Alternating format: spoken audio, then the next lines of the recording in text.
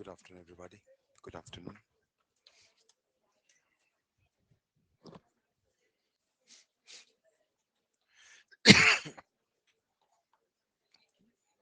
Good afternoon. Good afternoon. Good afternoon. Welcome back, everybody. Good afternoon. Good afternoon. Good afternoon. Welcome back. Welcome back, everybody. Welcome back. My blessings always there. To all my students, welcome back. Welcome back. Good afternoon. Good afternoon.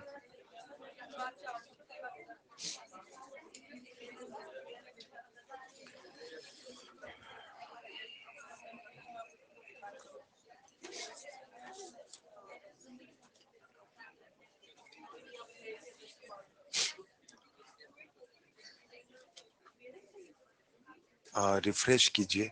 It is showing in the planner.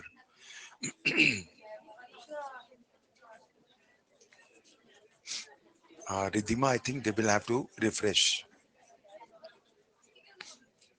I'm good, Trishika. Thank you.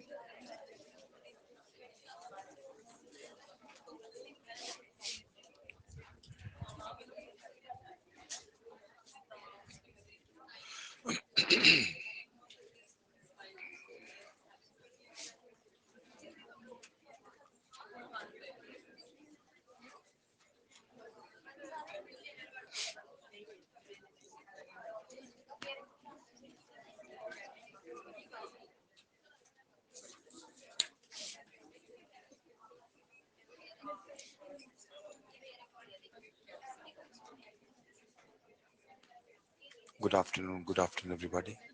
I hope all of you have joined. We'll start the class. Thank you, Karishma. चलिए, let's start. Let's start now our CRPC, BNSS rather.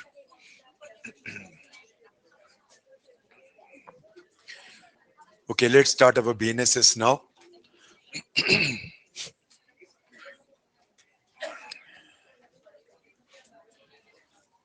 As we saw in my previous lecture, the criminal justice system has two basic aspects. When we are dealing with criminal law, we are dealing with cut and dried law. We are not dealing with those matters which are left to imagination. In other words, criminal law में सब कुछ लिखित में है, और अगर वो लिखित में नहीं है तो फिर वो जस्टिस सिस्टम में नहीं आ सकता. What is an offence? वो बेस है.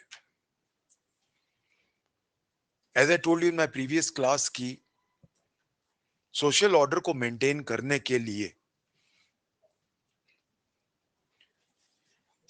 state does not allow you to do certain acts or not to do certain acts which are prohibited, which if you do उसमें कंपनसेशन नहीं है दूसरे को, उसमें पनिशमेंट है. You know, when I talk about punishment, naturally we go to the jurisprudence of punishment. जब punishment शुरू हुई थी तो it started more as what we call an eye for an eye or a tooth for a tooth वाला system. In other words, punishment was more of a retaliatory thing. तो जब शुरुआत हुई थी पनिशमेंट की, तो it was basically something what we call a retaliatory aspect. Aahista Aahista realise हुआ कि नहीं, इसका एक और भी एंगल है. जो ऑफेंस कर रहा है उसको हम बंद कर देते हैं, prohibitory. So basically we had another aspect के उस बंदे को ही हम बंद कर देते हैं तो अब ऑफेंस कौन करेगा. सो पनिशमेंट का एक पर्पस हो गया प्रोहिबिटरी. उसके बाद रियलाइज हुआ कि नहीं, दूसरों को भी सबक मिलना चाहिए, डेटरेंट. और जैसे जैसे मॉडर्न एज आती गई, ह्यूमन राइट्स आते गए, तो रियलाइज हुआ कि hate the sin and not the sinner. तो रिफॉर्मेटरी एस्पेक्ट आया. तो वेदर इट वाज रिटेलिएटरी और प्रोहिबिटिव और डेटरेंट और रिफॉर्मेटरी, अलग अलग टाइम्स पे अलग अलग सोच रही है. जैसे आज की सोच है रिफॉर्मेशन. बट एक बेसिक फर्क था. सिविल जस्टिस सिस्टम में अगर कोई मेरा सिविल राइट इन्फ्रिंज कर रहा है तो वो सिर्फ पार्टी तक सीमित है. यानी only the plaintiff is the aggrieved party, दूसरे किसी पे असर नहीं होता. इसीलिए please remember, criminal justice system और सिविल जस्टिस सिस्टम में एक बहुत बड़ा फर्क है. Infringement of right in a civil law effects only the parties. But क्योंकि ऑफेंस एक ऐसी चीज होती है जो लोगों पे असर डालती है, लोगों की साइकी पे असर डालती है, सोशल ऑर्डर पे असर डालती है, इसीलिए ऑफेंसेस जो हैं वो सिर्फ विक्टिम तक सीमित नहीं होते, वो पूरी पब्लिक पे होते हैं. इसीलिए एक ऑफेंस का असर सिंस पूरी पब्लिक पे होता है, that is why here the infringement of a right which amounts to an offense is not limited only to the victim, it is the state. इसलिए अगर आप कोई ऑफेंस करते हो तो वो ऑफेंस सिर्फ विक्टिम के खिलाफ नहीं है, वो पूरी पब्लिक यानी कि स्टेट के खिलाफ है. क्योंकि स्टेट के खिलाफ है तो स्टेट सब कुछ करेगी आपके लिए. एफआईआर भी वो करेगी, कलेक्शन ऑफ एविडेंसेस भी वो करेगी, और ट्रायल भी आपके लिए वही लड़ेगी through PP. Civil justice system में कुछ भी मुफ्त नहीं होता, क्रिमिनल जस्टिस सिस्टम में सब कुछ मुफ्त होता है, बिकॉज सब कुछ स्टेट करती है. Now since naturally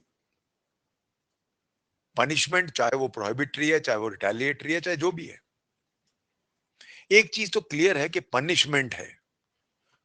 punishment always must be suffered. आप सिविल लॉ में चाहो तो कभी भी अबैंडन कर सकते हो सूट, कि सर डिफेंडेंट आया और रो रहा था, मुझे दया आ गई, मैं अबैंडन, आप घर बैठ जाओ, कुछ नहीं होगा.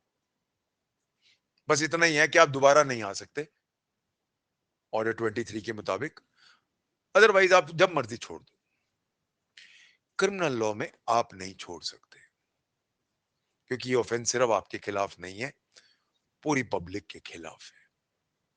इसलिए प्लीज रिमेंबर, जो प्लेंटिफ के राइट्स हैं कि वो कभी भी मुंह उठा के चल पड़े कि जी बंद, यहां पे कुछ बंद नहीं होता. आप जितना मर्जी चाहो ये बंद नहीं होगा.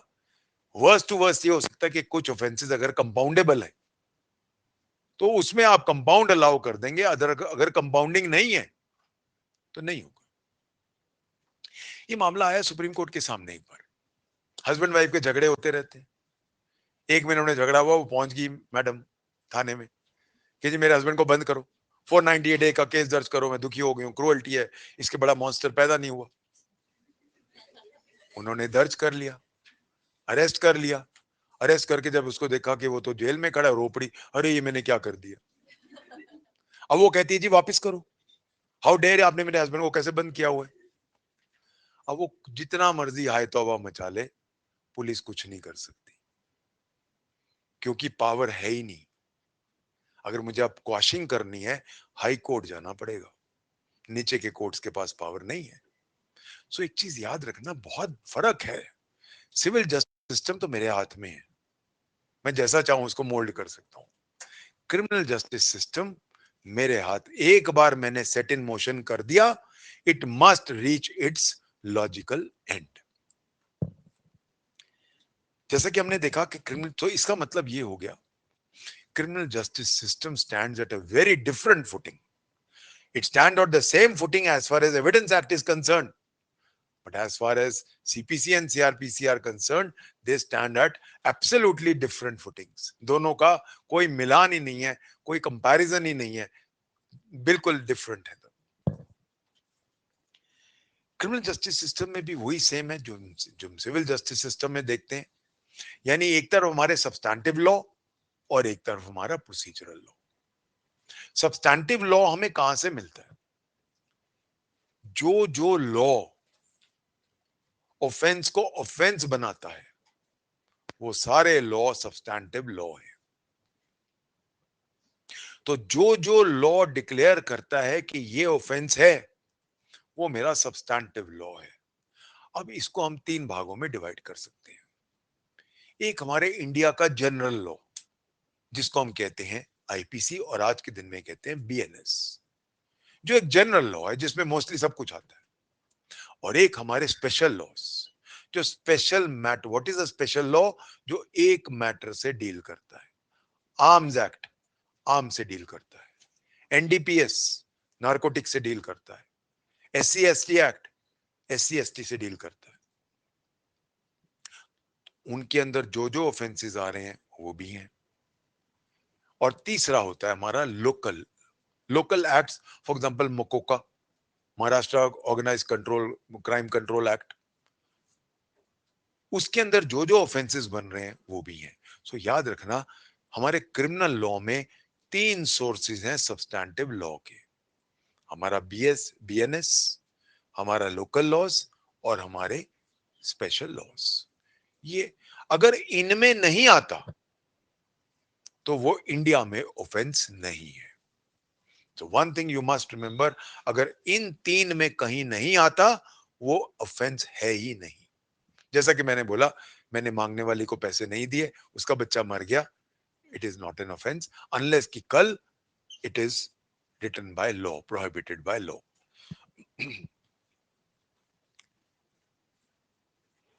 प्रोसीजर हम देख चुके हैं। प्रोसीजर वो तरीका होता है जिसमें हम ये डिसाइड करते हैं कि ऑफेंस हुआ है कि नहीं, ए बी किसने किया है। तो नेचुरली उसमें भी कोर्ट्स होते हैं, कोर्ट्स ही नहीं होते, उनकी पावर्स होती हैं, उनके ऑफिसर्स होते हैं। और फिर क्रिमिनल जस्टिस सिस्टम के तीन हिस्से होते हैं। वरना इससे क्रिमिनल जस्टिस सिस्टम के तीन हिस्से होते हैं। शुरुआत होती है क्रिमिनल जस्टिस सिस्टम की जैसे ही ऑफेंस होता है। Moment an offence is committed against me, the criminal justice system starts. जब मैं ऑफेंस वर्ड यूज कर रहा हूं, ऑफेंस के बहुत सारे एस्पेक्ट्स हैं। सिर्फ offence, offence is a genus. अब ये देखना है कि ऑफेंस बेलेबल है कि नॉन बेलेबल है। बेलेबल नॉर्मली कौन से ऑफेंसेस होते हैं? What is a bailable offence? जहां पे मेरा राइट है बेल का, जहां पे मैं एज अ राइट मांग सकता हूं कि मुझे छोड़ा जाए। आपने मुझे गिरफ्तार किया, मुझे छोड़ा जाए, या मुझे अब गिरफ्तार ही मत करो क्योंकि मैंने बेल ले ली। सो बेलेबल ऑफेंस वो होता है जहां मेरा राइट होता है to be set at large. तो कौन से ऐसे ऑफेंसेस होंगे? कॉमन सेंस की बात है, छोटे ऑफेंसेस या फिर ऑफेंसेस जो बेसिकली सिविल राइट्स थे, जिनको हमने ऑफेंसेस का दर्जा दे दिया। फॉर एग्जाम्पल बिगेमी, या पहले अडल्ट्री थी, तो जहां पे public at large is not involve, या मैंने आपको एक चांटा मार दिया, उसमें पब्लिक क्या है? पब्लिक क्या है? जोर की तो नहीं लगा, नोबडी इज बॉदर्ड। हाँ, बट जहां मर्डर हो, वहां पब्लिक इज एट लार्ज, या रेप हो, वहां पूरी पब्लिक साइकी इज इन्वॉल्व। सो इसीलिए एक चीज याद रखना, बेलेबल ऑफेंसेस की कहीं ये नहीं है, बताया नहीं हुआ ये बेलेबल इस एंगल के बेलेबल का मापदंड यार्ड स्टिक ये है, ये नहीं दिया हुआ। पर जब हम देखते हैं सारे ऑफेंसेस, तो बेसिकली बेलेबल वो हैं या जो तो माइनर ऑफेंसेस हैं, और या फिर सिविल ऑफेंस, सिविल राइट से जो ऑफेंसेस की कैटेगरी में हमने एलिवेट कर दिया।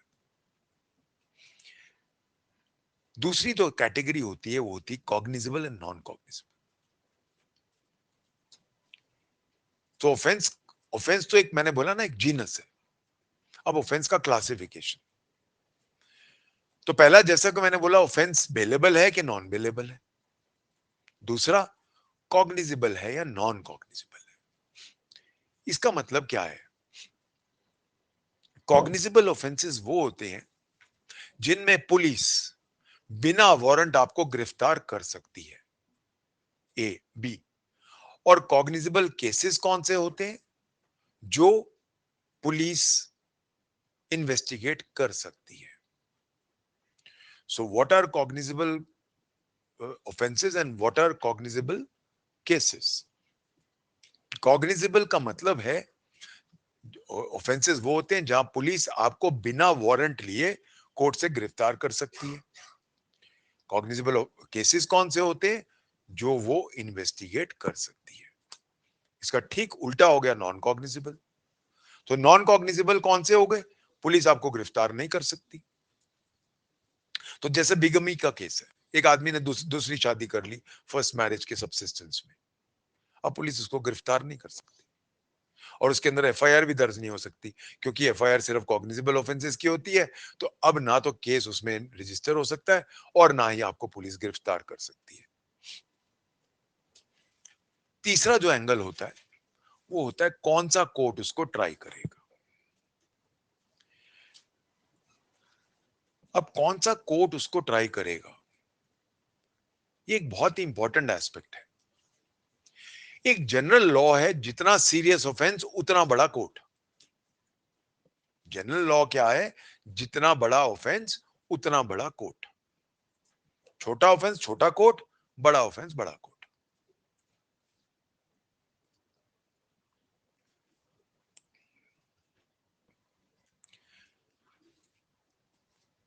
क्वेश्चन ये उठता है कि ट्रायल कोर्ट्स कौन से हैं? याद रखना हमारे पास चार तरह के ट्रायल कोर्ट्स हैं।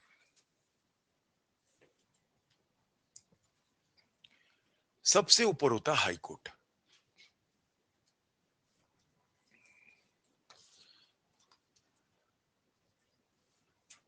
जहां तक हाई कोर्ट का सवाल है,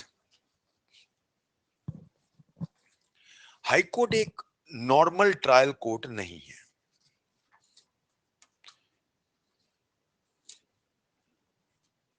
जब मैं कहता हूं नॉर्मल ट्रायल कोर्ट नहीं है, का मतलब क्या है? कहीं पे भी कोई लॉ नहीं लिखता ट्रायबल बाय हाई कोर्ट, किसी भी लॉ में नहीं लिखा ट्रायबल बाय हाई कोर्ट। तो फिर मैं कैसे कह रहा हूं? सी, जब भी कोई ट्रायल कोर्ट होता है, चाहे सिविल लॉ में हो चाहे क्रिमिनल लॉ में हो, उसको हम कहते हैं कोर्ट ऑफ ओरिजिनल ज्यूरिसडिक्शन। कभी भी हम ट्रायल कोर्ट वर्ड यूज नहीं करते, हम वर्ड यूज क्या करते हैं? Court of original jurisdiction. तो कौन से ज्यूरिसडिक्शन हो गए? कोर्ट ऑफ ओरिजिनल ज्यूरिसडिक्शन जो ट्रायल करता है, एपेलेट ज्यूरिसडिक्शन जो अपील सुनता है, रिविजनल ज्यूरिसडिक्शन जहां रिवीजन जाती है। ये ज्यूरिसडिक्शन होते हैं हमारे। तो अब क्वेश्चन ये उठता है कि हाई कोर्ट क्या कोर्ट ऑफ ओरिजिनल ज्यूरिसडिक्शन है? अगर है तो लिखा क्यों नहीं? ना आईपीसी में लिखा है ट्राइबल बाय हाई कोर्ट, ना ही कोई लोकल लॉ में लिखा है, ना ही कोई स्पेशल लॉ में लिखा है। तो फिर कैसे आप कह रहे हो? हम जब एक सेक्शन पे आते हैं सीआरपीसी के 407 सीआरपीसी, जो अब बन गया बीएनएसएस में 443 बीएनएसएस, वहां पे एक चीज लिखी है कि हाई कोर्ट अपनी रिवीजन की पावर में कोई भी केस चाहे तो नीचे से किसी भी कोर्ट से उठा के खुद ट्राई कर सकता है। तो ओरिजिनल जुरिस्डिक्शन जो है हाई कोर्ट का, वो स्पेशल है। वो वही केस ट्राई करेगा जो वो चाहेगा। यानी कि मैं एज अ विक्टिम या मैं as a member of the state ये नहीं कह सकता सर नीचे वाले तो सारे करप्ट है, मुझे बिल्कुल भी पता नहीं इनको लॉ आता भी है कि नहीं, सर मैं तो हाई कोर्ट में ही जाऊंगा। मैं नहीं कह सकता। यहां पे मुझे थोड़ा सा इंटर रिलेट करना है। सीपीसी और सीआरपीसी में बहुत बड़ा फर्क है। सीपीसी में, जैसे सीआरपीसी में कितना बड़ा क्राइम है हायर कोर्ट में जाता है, पर हायर हायर कोर्ट कौन सा है? Session court. हाई कोर्ट कहीं नहीं लिखा। यानी कि अगर हाई कोर्ट में आपको ट्राई करवाना है तो हाई कोर्ट खुद लेगी। You can't say that this is triable by high court, no, there is no such thing. वो भी अपनी एक्स्ट्रा ऑर्डिनरी जुरिस्डिक्शन में अगर हाई कोर्ट चाहे तो 443 बीएनएसएस में खुद लेके जा सकती है। हां, तब वो ट्राई करेगी। इन स्टार्क कंट्रास्ट सीपीसी में, जैसे क्रिमिनल लॉ में होता है कितनी बड़ी सजा, death penalty, life imprisonment, CPC में होता है कितना बड़ा सूट। कितना बड़ा मतलब उसकी वैल्यू क्या है, जिसको हम कहते हैं पेक्यूनरी वैल्यू क्या है। सपोज एक मामला है जो, जैसे दिल्ली में चले जाओ, वहां पे सपोज 500 करोड़ का मामला आ गया, तो दिल्ली में रूल ही यही है कि ये करेगा ही हाई कोर्ट। सो ये हाई कोर्ट ट्रायबल है in its original jurisdiction, not in its extraordinary jurisdiction. So एक चीज याद रखना, सीपीसी में ओरिजिनल जुरिस्डिक्शन है हाई कोर्ट की, बट क्रिमिनल लॉ में ओरिजिनल जुरिस्डिक्शन नहीं है। है, पर एक्स्ट्रा ऑर्डिनरी है। सो एक चीज याद रखना, हाई कोर्ट ट्राई कर सकता है, yes. So is high court a trial court? Yes, but is it a regular trial court? No. It draws its powers only from extraordinary powers under section 443 BNSS.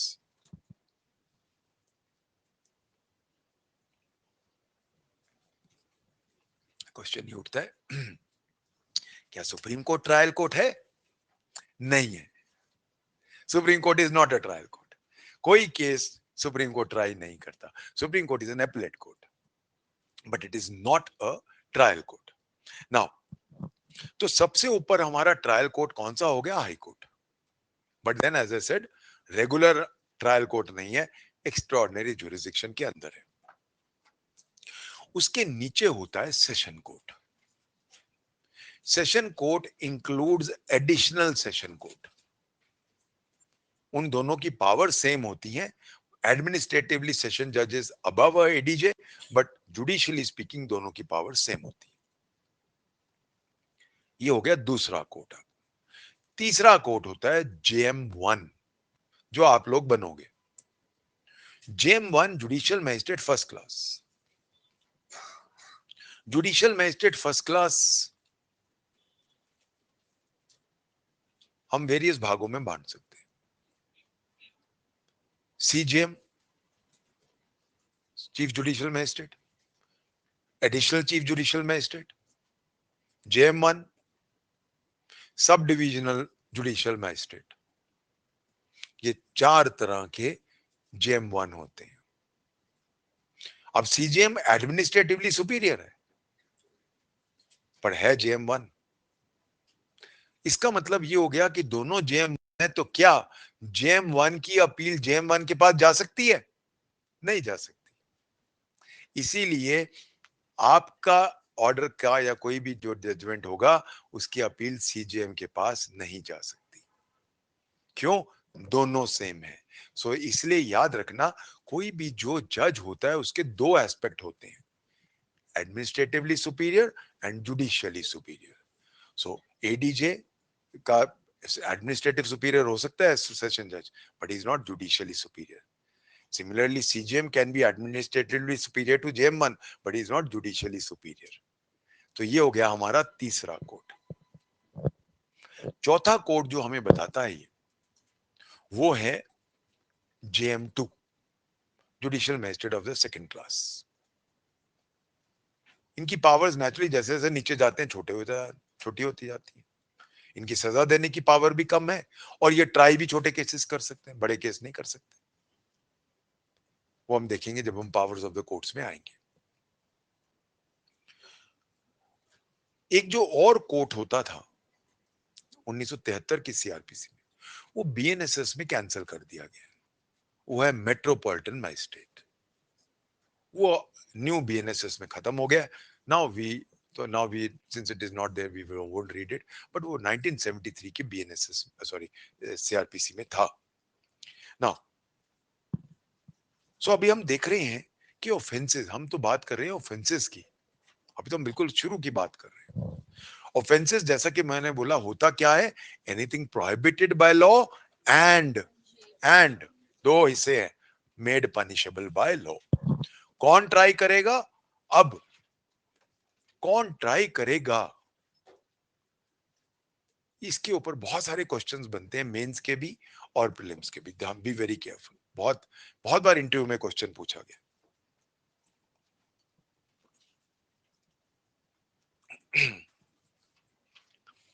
कौन try करेगा, एक बड़ा ही पेचीदा सवाल है, क्योंकि बाय एंड लार्ज हम बात कर सकते हैं डेथ पेनल्टी, लाइफ इंप्रिजनमेंट, 10 साल से ऊपर की पनिशमेंट सेशंस में जाएगा. पर जहां मैं कह रहा हूं कि लाइफ इंप्रिजनमेंट, डेथ पेनल्टी या 10 साल से ऊपर सेशन में जाएगा, जब मैं जाता हूं 409 आईपीसी में, criminal breach of trust by a public servant, life imprisonment, JM one triable, आप ट्राई करोगे लाइफ इंप्रिजनमेंट दे सकते हो. सो क्वेश्चन ही उठता है, आप कोई बाटा रेट तो है नहीं. अगर बाटा रेट होता तो फिर आपके पास कैसे आ गया? यहां पर आ जाओ, forgery of a valuable security 467 IPC, tribal by first class magistrate, life imprisonment. इसका मतलब ये हो गया कि जब हम आईपीसी में जाते हैं या बीएनएस में जाते हैं तो कोई बाटा रेट नहीं है. जब आईपीसी लिखी जा रही थी, मैकॉले जब लिख रहा था और जब वो क्लासिफिकेशन लिख रहा था, उसने अपनी ड्राफ्ट आईपीसी में एक चीज लिखी है कि आईपीसी में बाटा रेट देना बड़ा मुश्किल है. हर ऑफेंस का पब्लिक पे क्या असर पड़ता है ये अलग अलग है. इसीलिए मैं हर ऑफेंस का अलग क्लासिफिकेशन दे रहा हूं. इसलिए याद रखना, ऑफेंसेस का क्लासिफिकेशन दो तरह का है, एक आईपीसी या बीएनएस का और एक बाकी लॉस का. मैं बार बार कह रहा हूं, ये क्वेश्चन आएगा आपका एग्जाम में आएगा. तो आईपीसी का सेक्शन वाइज दिया है बट बाकियों का नहीं दिया, बाकियों को एक पेज में निकाल दिया. सो प्लीज मेंबर, अब ये क्लासिफिकेशन कहां दिया है? बीएनएस में नहीं. यही क्वेश्चन पूछा गया था अभी इंटरव्यू में. बीएनएस में कहां दिया हुआ है? कहीं नहीं दिया हुआ, बीएनएसएस में दिया हुआ है. चलिए पहले वहीं चलते हैं, सबसे पहले श्री गणेश करते हैं हमारी सीआरपीसी का या बीएनएसएस का. Go straight to the schedule 1.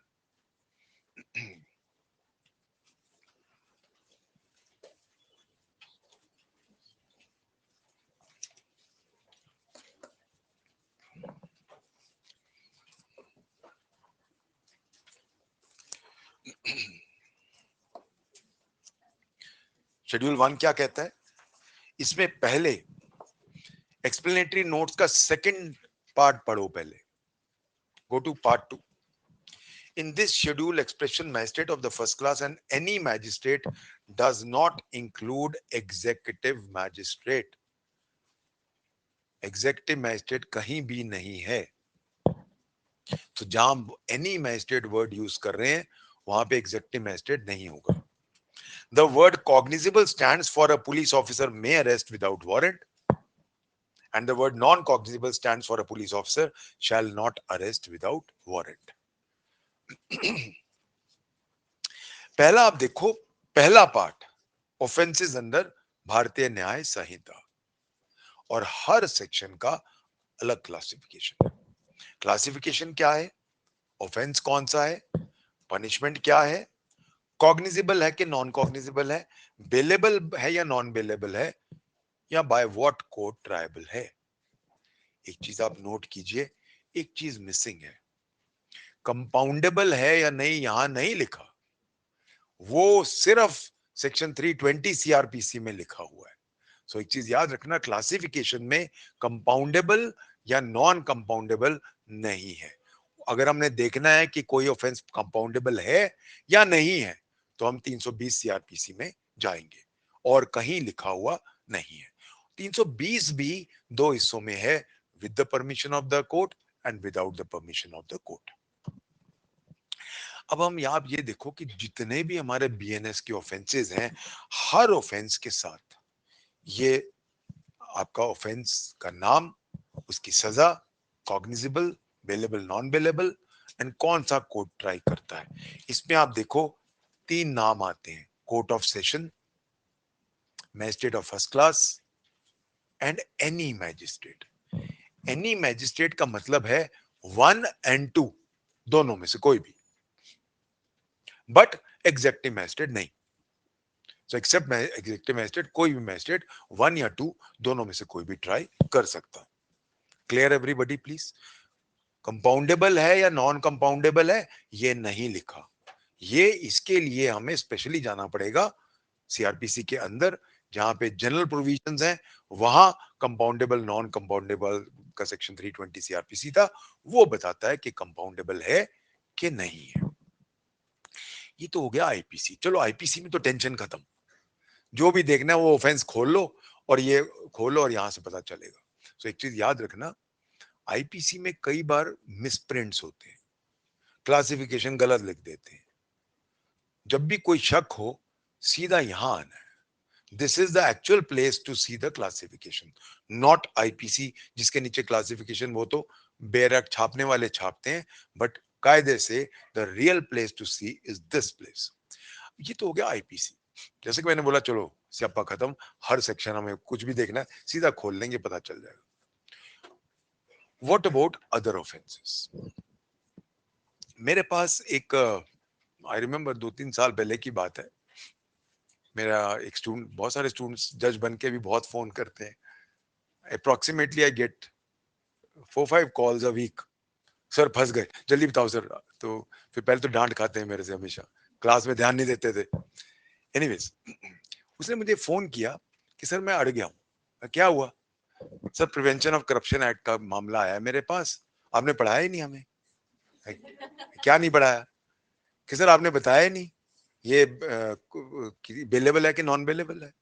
Sir मुझे नहीं पता, मैं बेल के लिए आ गया, मैं अंदर आके जल्दी से बात कर रहा हूँ आपको। तो पहले तो मेरे से डांट पड़ी, फिर इसका जवाब का, सब सारे लोकल एंड स्पेशल लॉज का जवाब इसका पार्ट 2 है, शेड्यूल 1 के एंड में आ जाओ। और जज बनने के बाद मुझे मत फोन करना कि सर बताना बेलेबल है कि नहीं, कौन सा कोर्ट ट्राइबल है, सारों का जवाब यहां दिया हुआ है। Classification of offences as against other laws.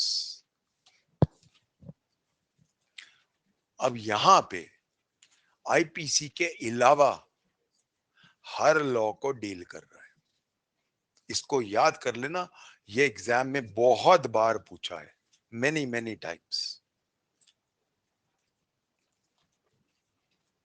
Offence कोई भी हो, लोकल हो स्पेशल हो, if it is punishable with death, life imprisonment, or imprisonment for more than 7 years, more than 7 is not 7, so more than 7 means 7 plus, 7 साल 1 दिन, अगर 7 साल है तो वो नीचे आएगा फिर। सो मोर देन 7 years तो फिर कॉग्निजिबल है।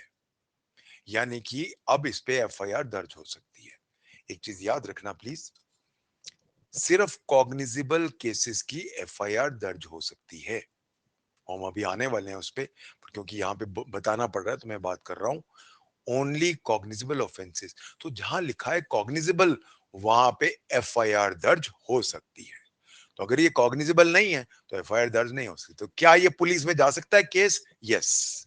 तो अगर 7 साल से ऊपर की पनिशमेंट है तो पुलिस में जा सकता है, और पुलिस आपको बिना वारंट गिरफ्तार कर सकती है।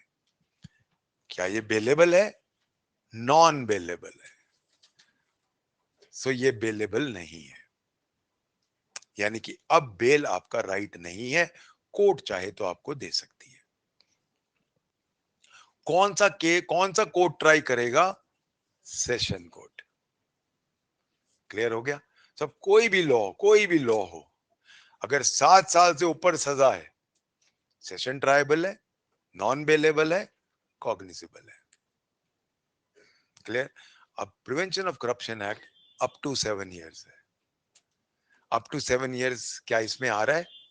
नहीं आ रहा। ये 7 इयर्स अबव है। सो अप टू 7 का मतलब 7 से कम। चलिए अब अगला देखते हैं। If punishable with imprisonment for 3 years and upwards but not more than 7 years। 7 साल कहां आएगा? यहां आएगा। 7 से ज्यादा कहां जाएगा? वहां ऊपर वाले में जाएगा। ये बहुत बारीकियां प्लीज ध्यान रखिएगा।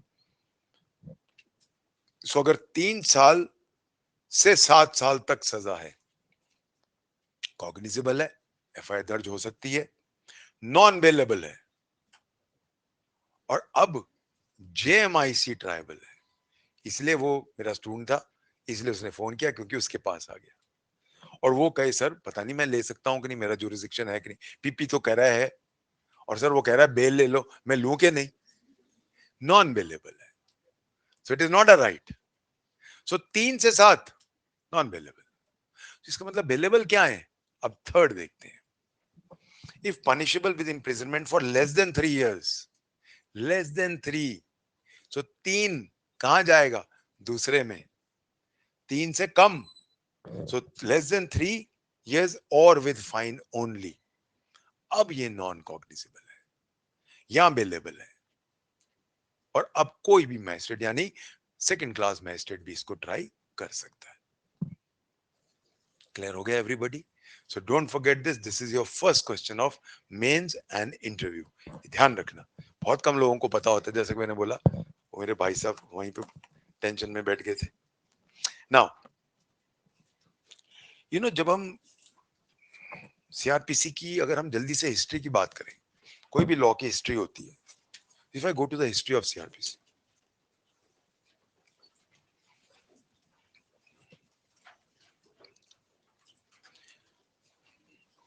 जैसा कि मैंने बोला आपको पिछले क्लास में, हमारा प्रोसीजरल लॉ हिंदू लॉ में ही शुरू हो गया था। याज्ञवल्क्य स्मृति, नारद स्मृति, they all laid down procedures of court both in criminal and civil law. But अंग्रेजों में आने के बाद पहले क्या था कि 1861 तक हमारे पास 3 सुप्रीम कोर्ट थे। Supreme court were established by the 1773 regulating act, जहां सदर निजामत बना था पहली बार कैलकाटा में, उसके बाद बॉम्बे में, और उसके बाद मद्रास में। तो हमेशा हमारा एपेलेट कोर्ट जो होता था वो सुप्रीम कोर्ट होता था। सबसे पहले ब्रिटिश ने किया कि सीआरपीसी 2 होंगी, 2 प्रोसीजर होंगे, एक प्रेसिडेंसीज के और एक प्रोविंसेस के। तो जो प्रेसिडेंसीज के थे वहां तो सुप्रीम कोर्ट था, इसीलिए criminal procedure supreme court act बना पहला 1852 फॉर प्रेसिडेंसीज। तो 2 तरह के बनाने पड़े, एक हो गया आपका प्रेसिडेंसीज के लिए, और एक हो गया प्रोविंसेस के लिए।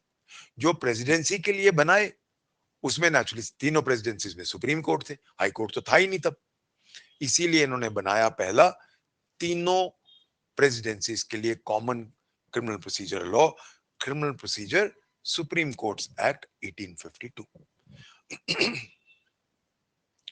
1861 में high courts act was passed और 1861 में हाई कोर्ट्स एक्ट पास होते ही तीनों सुप्रीम कोर्ट खत्म कर दिए गए और 3 हाई कोर्ट्स आ गए। 1862 में तीनों हाई कोर्ट्स बन चुके थे, कलकत्ता, बॉम्बे, मद्रास। और उसके बाद फिर हर प्रोविंस में हाई कोर्ट आता गया, आगरा आया, इलाहाबाद आया, बाकी आते गए। इसीलिए क्योंकि अब प्रेसिडेंसीज में सुप्रीम कोर्ट नहीं थे तो नाम गलत हो गया, तो उसका नाम चेंज कर दिया गया। जो supreme court criminal procedure act था उसको बना दिया गया high court criminal procedure act 1865। तो अब high court criminal procedure act बन गया supreme court criminal procedure act की जगह, क्योंकि सुप्रीम कोर्ट ही खत्म हो गए थे तो नेचुरली अब उसके लिए ये आ गया। जहां तक प्रोविंसेस थे तो वहां पे there was what we call the criminal procedure for provinces act, और वो हमारा एक्ट था 1861 का, 1861। But there was no uniform, जैसे मैंने बोला प्रेसिडेंसीज का अलग प्रोसीजर था और प्रोविंसेस का अलग था, तो दो तरह की सीआरपीसी चलती थी इंडिया में। तब रियलाइज हुआ कि हमारा we should have a uniform criminal code in the country, और फिर इन्होंने प्रेसिडेंसीज का और प्रोविंसेस का एक ही कानून बनाया और पहली सीआरपीसी यूनिफॉर्म कोड आता है 1882 में। तब 1882 में दोनों को मर्ज करके एक यूनिफॉर्म सीआरपीसी बना दी गई जो पूरे के पूरे कंट्री में लागू हो गई। अब इसमें बहुत सारी कमियां थी, इन सब कमियों को खत्म कर दिया गया और इनकी वजह, अब इसकी जगह आता है हमारा फाइनल कोड 1898 का सीआरपीसी। ये एक इतना अच्छा लॉ लिखा गया था कि ये 1973 में जब तक हमने नया सीआरपीसी नहीं लाए यही चल रहा था, जैसे आज भी सीपीसी 1908 का चल रहा है, क्योंकि उसमें इतनी अच्छा है कि हम चेंज करने की जगह ही नहीं है। एज अ रिजल्ट अब जब इंडिया आजाद हुआ तो रियलाइज हुआ कि 1898 के कोड में बेसिक गलतियां हैं। बेसिक गलतियां क्या हैं? पहला एक बेसिक एस्पेक्ट था कि कॉन्स्टिट्यूशन के खिलाफ है। ये क्वेश्चन बहुत बार इंटरव्यू में पूछा गया है कि 1898 के कोड को क्यों चेंज किया गया और 1908 के सीपीसी को चेंज क्यों नहीं किया गया। This is a question which is asked in the interview many times. Why, what was the need of changing the criminal code and why was CPC not changed? Now CrPC में एक inherent problem थी कि हमारा article 50 कहता है, constitution का directive principle है, वो ये कहता है that there must be a complete division of powers between judiciary and executive. Executive और जुडिशरी की पावर्स बिल्कुल अलग होनी चाहिए। There should be no merging of powers. इस चीज के खिलाफ था 1898, क्योंकि वहां पे, क्योंकि गवर्नर जनरल का टाइम होता था, वाइसरॉय का टाइम होता था, वहां पे जो एग्जेक्टिव मैजिस्ट्रेट होता था वही जुडिशियल मैजिस्ट्रेट का भी काम कर लेता था, तो बहुत बड़ी खामी थी ये। तो बेसिकली सबसे बड़ी बात थी कि अनकॉन्स्टिट्यूशनल था। दूसरा, ये गरीब लोगों के लिए नहीं बनाया गया था, क्योंकि उस टाइम पे जमींदारी सिस्टम चलता था, कॉर्नवालिस का चल रहा था तब से, तो गरीब लोगों को तो बिल्कुल खत्म कर दिया जाता था, तो गरीब लोगों के लिए बिल्कुल भी नहीं बना था। और हमारा जो कॉन्स्टिट्यूशन है वो सोशलिस्ट है, गरीब लोगों के लिए बना है, तो वो एक बहुत बड़ी मेजर प्रॉब्लम थी।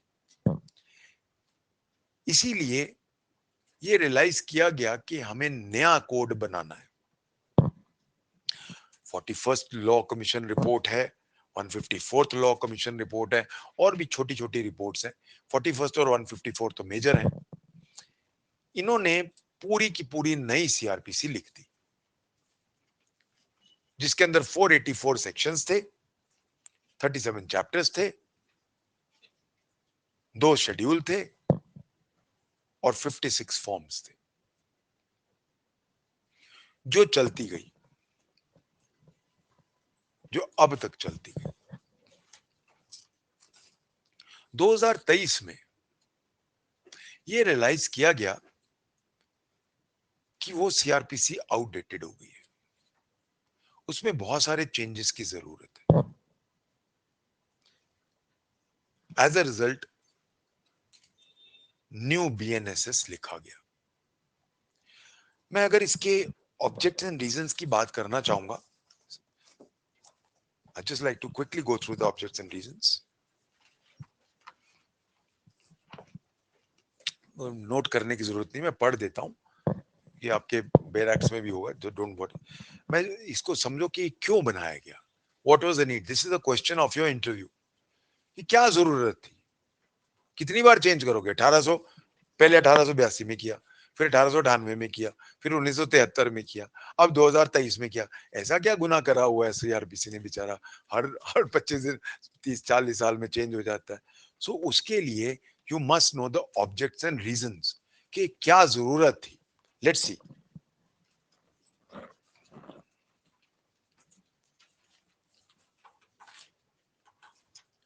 Fast and efficient justice system is an essential component of good governance. However, delay in delivery of justice due to complex legal procedures, large pendency of cases in the courts, low conviction rates, insufficient use of technology in legal system, delays in investigation system, inadequate use of forensics are the biggest hurdles in speedy delivery of justice, which impacts the poor man adversely. In order to address these issues, a citizen-centric criminal procedure is the need of the hour.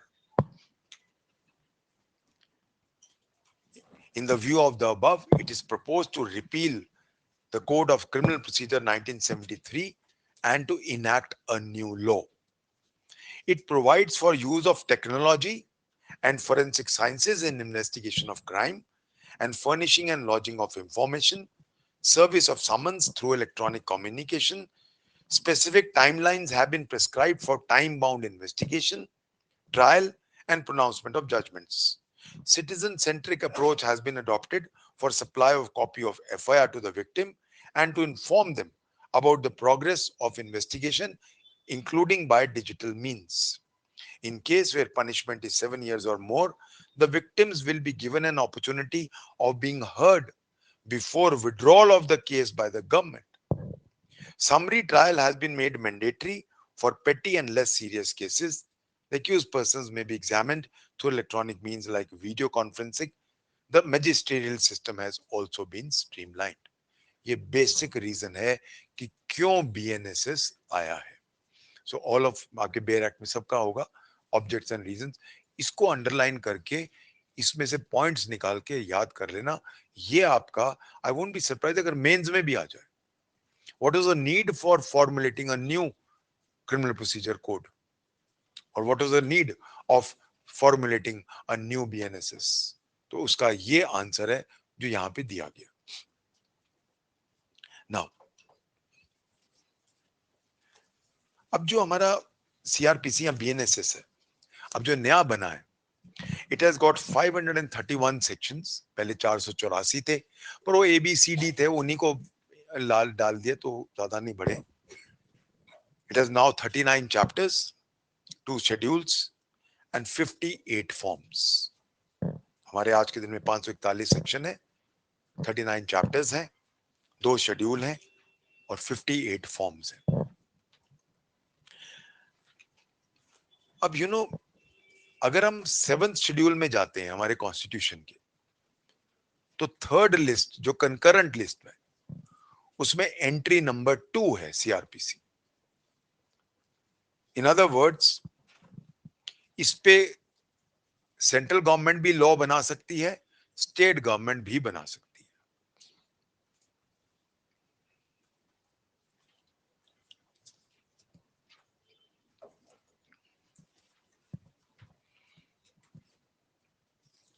हमेशा याद रखना कि जब भी कोई concurrent list में मामला होता है, अगेन ये अभी जो मैं डिस्कस कर रहा हूं, ये इंटरव्यू का बहुत पेट क्वेश्चन है, ध्यान रखिएगा।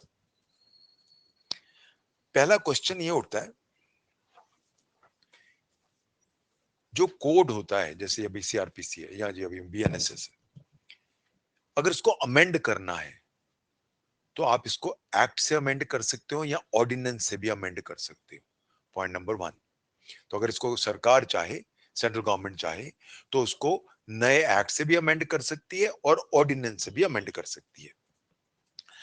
अगर स्टेट गवर्नमेंट ने अमेंड करना है तो याद रखना, assent of the president is a must. Article 254 clause 2 में the assent of the president is a must.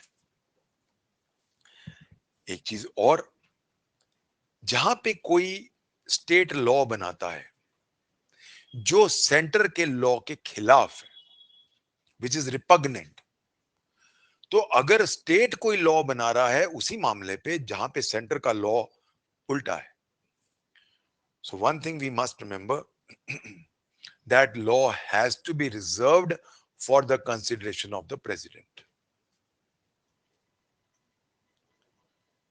अब पार्लियामेंट की मर्जी है कि वो उस स्टेट अमेंडमेंट को एक्सेप्ट करे, उसको चेंज करे टोटली। सो बॉस इसमें तो पार्लियामेंट ही है। So always remember, in concurrent powers, no doubt the state has powers to make amend, but with the permission, with the assent of the president.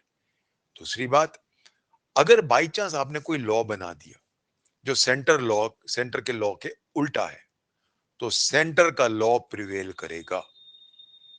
All this is covered by Article 264, 254. I hope everybody is now clear on this aspect of CRPC. तो CRP तो BNSS कौन amend कर सकता है? दोनों कर सकते हैं। कैसे कर सकते हैं? एक्ट से कर सकते हैं, ऑर्डिनेंस से कर सकते हैं। पर स्टेट की पावर्स अमेंडमेंट की बहुत लिमिटेड है। It can't go against the ethos A B. अगर वो इथॉस के खिलाफ जा रहा है तो फिर प्रेसिडेंट की तो पर असेंट चाहिए। अब प्रेसिडेंट की असेंट जो है वो पार्लियामेंट के थ्रू ही आती है, काउंसिल ऑफ मिनिस्टर्स से ही आती है, तो वो फिर होगा ही नहीं। I hope everybody is clear on this very important aspect. Now, once we're clear on these aspects, जो हमारा नया अब बना है बीएनएसएस, उसके गाइडिंग प्रिंसिपल्स क्या क्या है?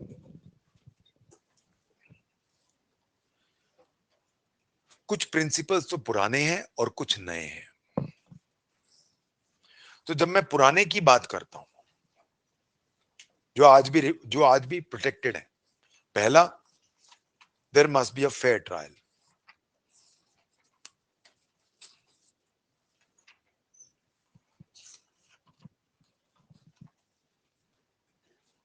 दूसरा, फेयर ट्रायल में ही एक एक एस्पेक्ट होता है natural justice. So fair trial होना चाहिए, नेचुरल जस्टिस होना चाहिए। नेचुरल जस्टिस का बेस क्या होता है? No one should be condemned without being heard. Natural justice का बैकबोन क्या होता है? No one should be condemned without being heard. Natural justice and fair trial are a part of my right to life. So basically कोई भी procedure अगर fair trial के provisions नहीं डालता, नेचुरल जस्टिस के प्रोविजंस नहीं डालता, it is unconstitutional because it is basically against Article 21, my fundamental right to life. Next, there should be minimum delay. Justice delayed is justice denied. So there should be minimum delay investigation, trial, and judgment.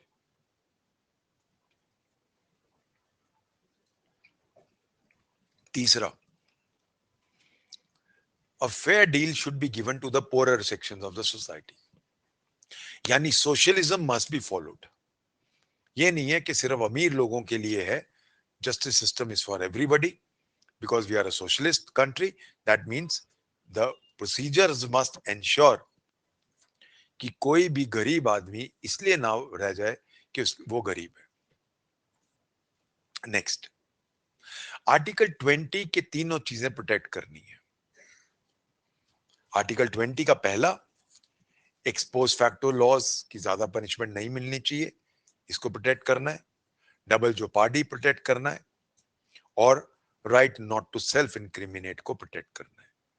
तो हमारा criminal law, क्योंकि article 20 criminal law से ही संबंधित है, तो article 20 के तीनों clauses protect करेगा ये। इसके अलावा ये तो थे जो सीआरपीसी में भी थे, इसके अलावा जो अभी हमने देखा,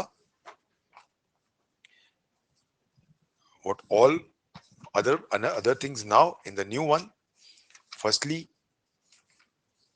there must be a speedy trial. There must be specific timelines for investigation and trial. There must be more and more use of technology and forensic science. More and more electronic communication should be used, because आज का युग electronic as है.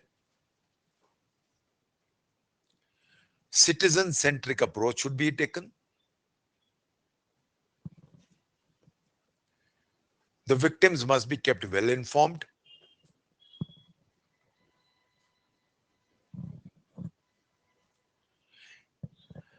And victims' right to be heard at all stages has been introduced.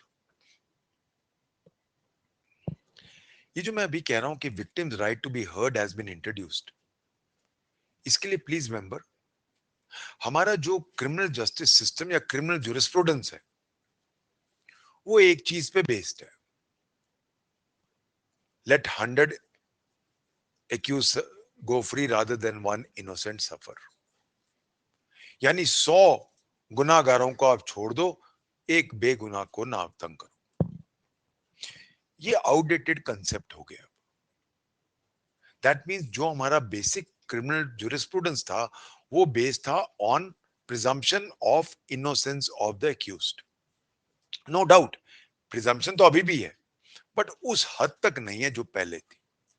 क्योंकि पहले ये होता था कि 100 गुनाहगार को छोड़ दो. अब ये क्वेश्चन पूछा जाता है कि अगर 100 गुनाहगारों को छोड़ रहे हो तो 100 विक्टिम्स का क्या होगा? आप एक तरफा क्यों सोच रहे हो? So if you are thinking के 100 गुनाहगारों को छोड़ दो, उन गुनाहगारों के जो 100 विक्टिम है, उनका राइट का क्या होगा? जहां से हम कहते हैं the concept of victimology.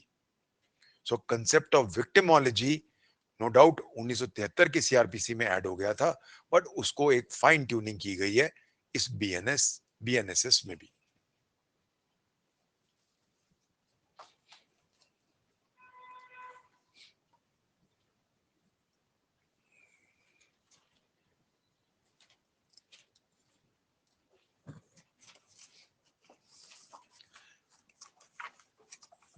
Naturally अब क्वेश्चन ये उठता है, first question arises, is CrPC a purely procedural law?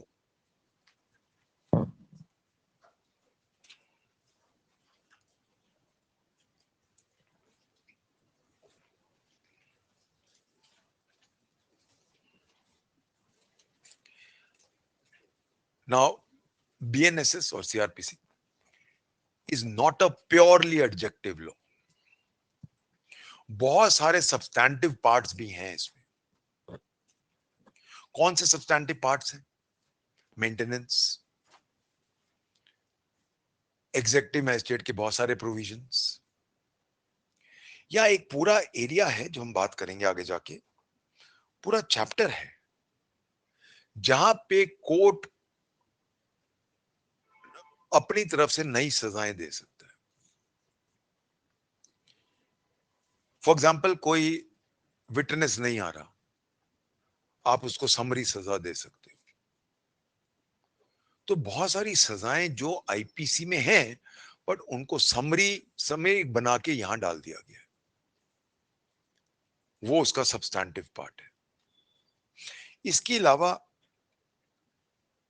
कुछ ऑफेंसेस ऐड किए हैं इसने, या रादर कुछ पनिशमेंट्स ऐड किए हैं.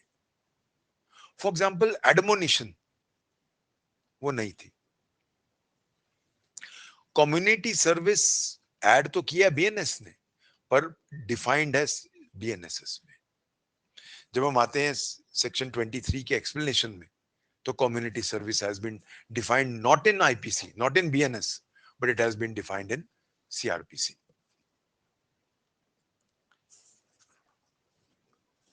जब हम इसका प्रियम्बल पढ़ते हैं, preamble very clearly says that it's an act to consolidate and amend the laws of procedure. See, जब मैं कहता हूं कि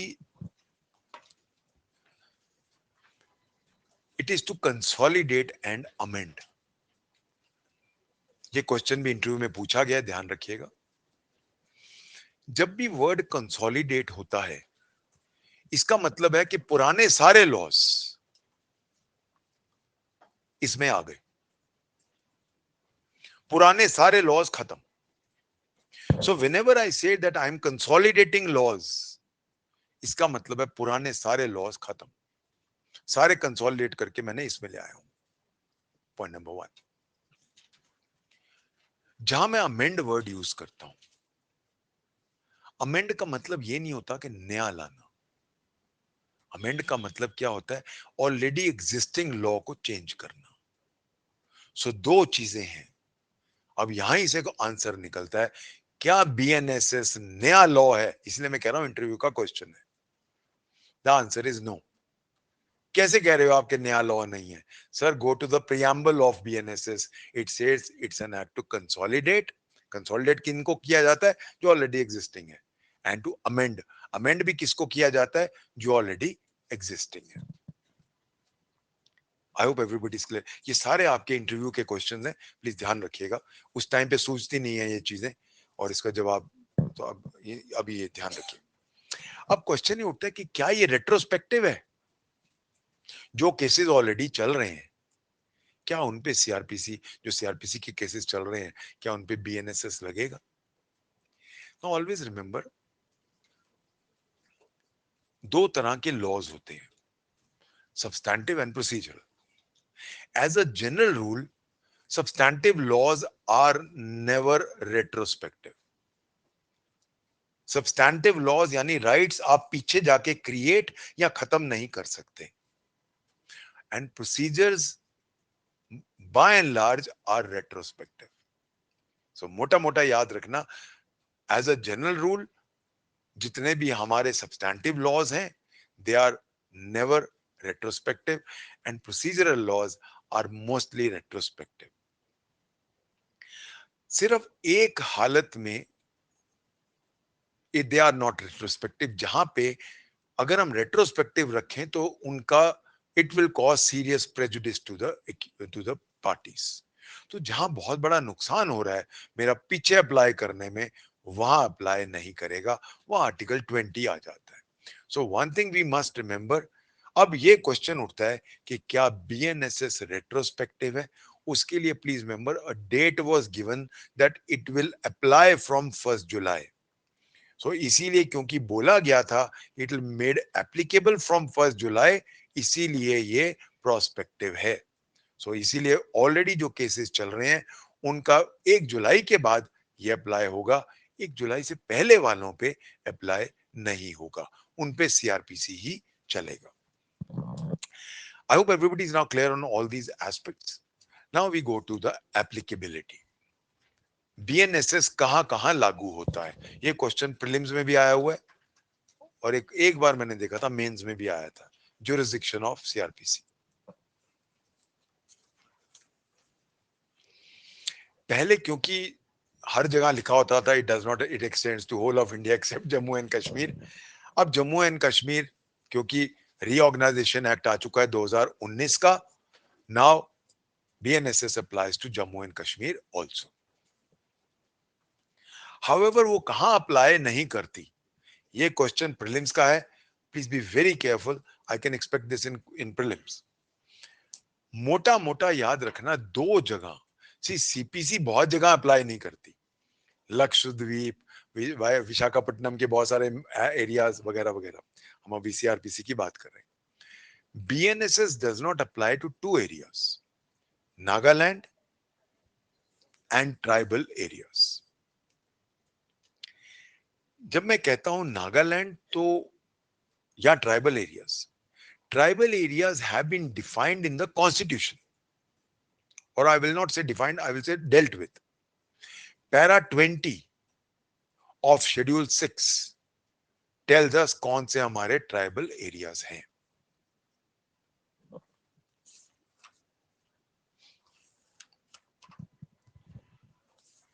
तो क्वेश्चन आता है बार बार, क्या कोई ऐसा हिस्सा है सीआरपीसी का, नाउ बीएनएसएस, जो यहां पे अप्लाई होता है? सो प्लीज खोल के देखिए अपना बेयर एक्ट. 3 चैप्टर दिए गए हैं, बाकी सीआरपीसी अप्लाई नहीं होगी, ये 3 चैप्टर अप्लाई होंगे. चलिए देखते कौन से चैप्टर है.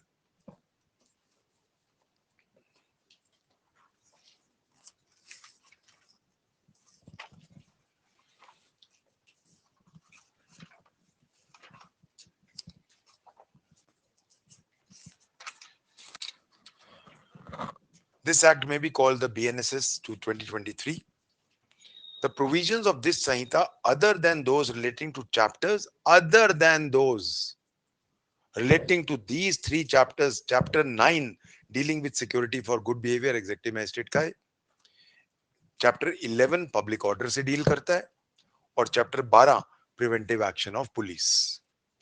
यानी लॉ एंड ऑर्डर के मामलों को छोड़ के तो ये 3 तो लगेंगे ही. तो ट्राइबल एरियाज में भी लगेंगे और नागालैंड में भी लगेंगे. So the provisions of this Sanhita except these chapters shall not apply. यानी कि BNSS shall not apply except these 3 chapters. कहां? To the state of Nagaland. Second, to the tribal areas. Tribal areas explanation जो 6 schedule के para 20 में दिए गए हैं. Now अब क्वेश्चन ये उठता है कि सपोज अब उनको अपना बनाना पड़ेगा. ये क्यों आउट है? सी अभी जो नए स्टूडेंट्स आए हैं, हमने अभी कॉन्स्टिट्यूशन नहीं पढ़ा. कॉन्स्टिट्यूशन में लिखा है कि इनको हम स्पेशल स्टेटस दे रहे हैं because they are purely tribal in area. We want to protect their identity. That is the reason why we are, to protect their identity, we are now allowing them to follow their own laws. But having said this, अब अपना code बनाना पड़े तो क्या ये use ही नहीं कर सकते BNSS? ये चाहे तो कर सकते हैं. ये चाहे तो उनको चेंजेस करके, इंसिडेंटल चेंजेस करके या जो भी चेंजेस करके अप्लाई कर सकते हैं. So one thing we must remember, it is not that there is a bar. They can use it if they want it, and they can use it after changing it. इस चीज को cover करता है B. चलिए B देखते हैं. ये चीज क्लियरली लिखी हुई है. क्या बोल रहा है? To the tribal areas, but the concerned state government may apply such provisions or any of them to the whole or part of state of Nagaland or to such tribal areas as the case may be, with such supplemental, incidental or consequential modifications as may be specified in the notification. Question क्या पूछा गया था? बहुत ध्यान, एक एक बारीकियां पढ़ना सीखो. क्या लिखा है कि स्टेट गवर्नमेंट अगर इसको अप्लाई करना चाहे तो क्या लेजिस्लेचर में पास करना पड़ेगा बिल? ये notification, it is an executive order. तो अगर मुझे सीआरपीसी या मुझे अगर बीएनएसएस अप्लाई करना है तो मैं सिंपल एग्जीक्यूटिव ऑर्डर यानी कि गैजेट नोटिफिकेशन में आदेश निकाल के अप्लाई कर सकता हूं. तो इट इज नॉट कि सीआरपीसी अप्लाई करनी है तो स्टेट का अमेंडमेंट निकालो, स्टेट का लेजिस्लेचर निकालेगा. कुछ नहीं करना. प्योरली एग्जीक्यूटिव ऑर्डर से बीएनएसएस फुल्ली अप्लाई कर सकते हैं, पार्शियली अप्लाई कर सकते हैं, या चेंजेस करके अप्लाई कर सकते हैं. Learn to read this. ये बारीक चीजें बाय नोटिफिकेशन. नहीं तो क्या होता, this must be pass by the assembly of the house. ये नहीं लिखा. इसका मतलब है सरकार चाहे तो अपना एग्जीक्यूटिव नोटिफिकेशन कर सकती है। अगली सरकार आएगी, वो कहेगी क्या गलत ऑर्डर पास कर दिया, वो चेंज कर सकती है। And it is not a legislative order. It so question क्या उठता है, if Nagaland or tribal areas want to apply BNSS, it can do so A, by a legislative order, B, by a purely executive order, C, by executive order ratified by legislative order, D, none of the above. It is an executive order. इस तरह के prelims में questions आएंगे. I hope everybody is now clear कि ये किस तरह देखना है. Okay. Now that we are clear on this, अब आते हैं हम अगला part. CRP sorry BNSS, excuse me अगर मैं गलत, सीआरपीसी बार बार मेरे मुंह से निकलता है, इतने साल पढ़ाता रहा हूं, तो please excuse me for that. BNSS में क्वेश्चन ये उठता है कि किस पे अप्लाई करती है. क्या बीएनएस पे अप्लाई करती है सिर्फ, कि लोकल और स्पेशल लॉज पे भी वही करती है? क्या इंडिया में एक यूनिफॉर्म प्रोसीजर है? अगर है तो कहां लिखा है? Section 4. All these are very important from our prelims point of view as well as from our interview point of view. तो क्या इंडिया का एक ही प्रोसीजर है कि लोकल लॉज का अलग है? नाउ इसके लिए before I go to the specific laws, एक चीज मोटी मोटी याद रखनी है. जितने भी ऑफेंसेस हैं सबका यही लॉ है, चाहे वो बीएनएस के ऑफेंसेस हैं, चाहे वो लोकल लॉज, चाहे स्पेशल लॉज के ऑफेंसेस हैं, प्रोसीजर एक ही है. अगर प्रोसीजर नहीं लिखा गया तो, अगर लिखा गया है फिर वो प्रोसीजर ओवरराइड करेगा सीआरपीसी को. सो अगर कोई प्रोसीजर नहीं दिया गया तो बीएनएसएस चलेगा. अगर दिया गया, फॉर एग्जांपल एनडीपीएस में छोटे मोटे चेंजेस हैं प्रोसीजर के, बेल के प्रोविजंस अलग हैं वहां, तो क्या अब हम सीआरपीसी को देखें कि उसको देखें? अब हम एनडीपीएस को देखेंगे. सो जहां जहां जिस जिस स्पेशल या लोकल लॉ में अपना प्रोसीजर है वो सीआरपीसी को ओवरराइड करेगा. A B. पर हर चीज तो नहीं लिखता स्पेशल लॉ. अब ये तो नहीं है कि स्पेशल लॉ अपना कोड लिख रहा है पूरा. तो जहां जहां वो चुप है सीआरपीसी अप्लाई करेगा. सो मोटा मोटा every law every substantive law will be covered by this procedure A, B. Wherever they have their own procedure, that will override. But where, despite having some procedure and it is quite on other procedures, their CRPC will apply. Yes.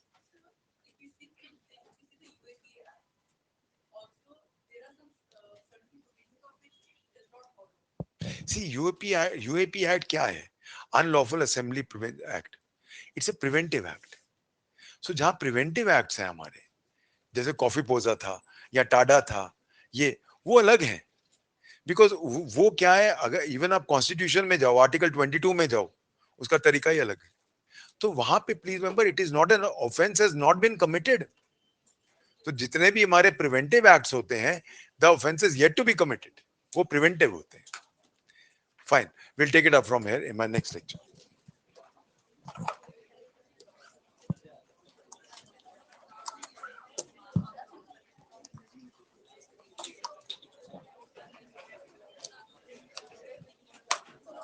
Thank you, everybody. Thank you.